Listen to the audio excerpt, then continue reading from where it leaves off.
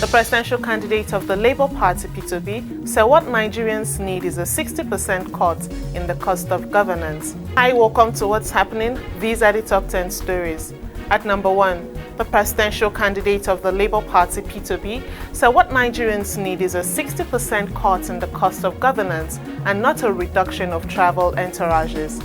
Obi made this assertion in a statement via his verified X handle on Wednesday. His comment comes after President Bola Tinubu slashed the number of people on entourages for international and local travels by 60%. Obi said the measure is just scratching the surface because it will only lead to a negligible saving. He also said the 2024 budget needs to be revised to cut all wasteful and unnecessary items. At number 2, Chief of Army Staff Lieutenant General Taoreed Lagbaja has highlighted the importance of collaborative efforts among Southeast leaders to bring an end to the illegal sit-at-home order enforced by a faction of the indigenous people of Biafra, IPOB. During an operational visit to the Nigerian Army's 14th Brigade in Ohafia, Abia State, General Lagbaja reiterated the significance of the region's leaders working together to restore normalcy and revive socio-economic activities. The involvement of all stakeholders is seen as crucial in resolving the situation and ensuring the well-being of the Southeast region. At number 3, the Inspector General of Police, Kayode Ebetokun, has given orders for the deployment of police officers and security equipment to enhance the safety of travelers on the Abuja-Kaduna expressway. Ebetokun specifically instructed the Deputy Inspector General of Police, Ede Ekpeji, who is in charge of operations, to closely monitor the security personnel assigned to the route. The presence of well-equipped officers is expected to act as a deterrent to criminal activities. This information was conveyed in a statement released by the Nigeria Police Force official handle on X and issued from the force headquarters in Abuja. At number 4, former Minister of Power and Steel Agunloye has been granted bail in a high-profile $6 billion corruption case. The Federal Capital Territory High Court approved his release on 50 million naira bail. Agunloye is charged with fraudulent contract award and official corruption.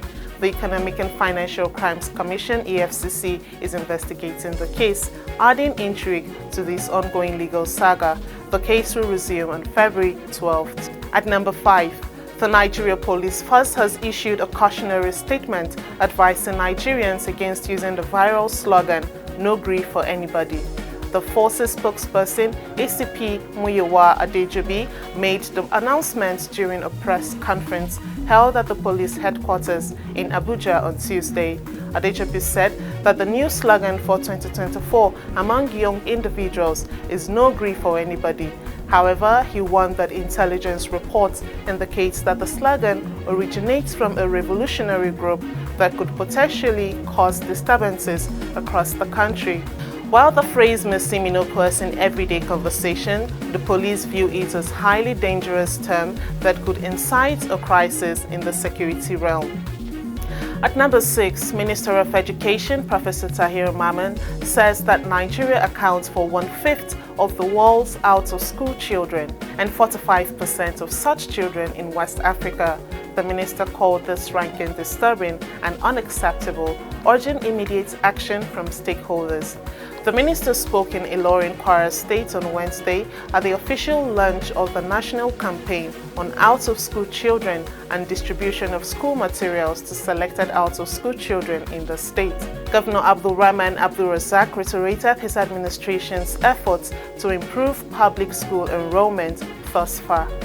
At number 7, the Independent National Electoral Commission, INEC, has extended an invitation to civil society organizations and non-governmental organizations interested in observing the upcoming rerun and by-run election in February. The invitation requires interested organizations to apply through an online portal before January 17th. This notice was issued by the Acting Director of Electoral Party Monitoring at INEC, Hawa Habib. She said completing the prescribed application form is the only accepted method of application, regardless of any previous correspondence with the Commission. At number 8, A recent investigation found that nearly all the paracetamol tablets sold in Nigeria are possibly underdosed, falling short of the requirements specified by the British Pharmacopoeia and the World Health Organization.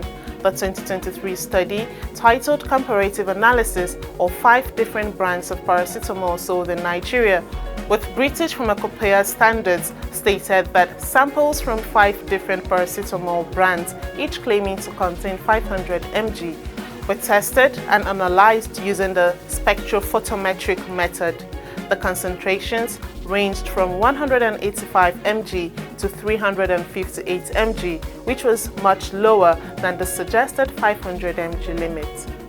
At number 9, a powerful earthquake with a magnitude of 6.4 struck northeastern Afghanistan on Thursday, causing buildings to shake in both the capital city of Kabul and Islamabad, the neighboring capital of Pakistan.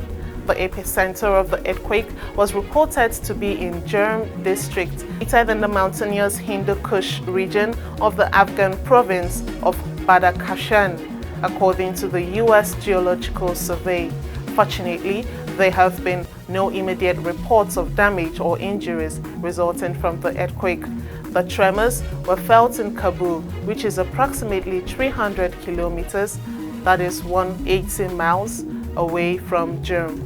At number 10, the Gambian national football team faced a setback as their flights to the 2023 Africa Cup of Nations had to make a sudden return to Banjul.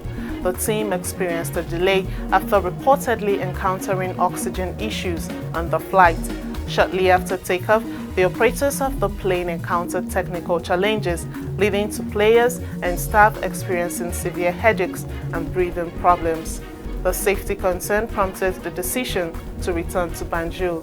The Gambian team is scheduled to compete in Group C against strong opponents such as defending champions Senegal, Cameroon, and Guinea.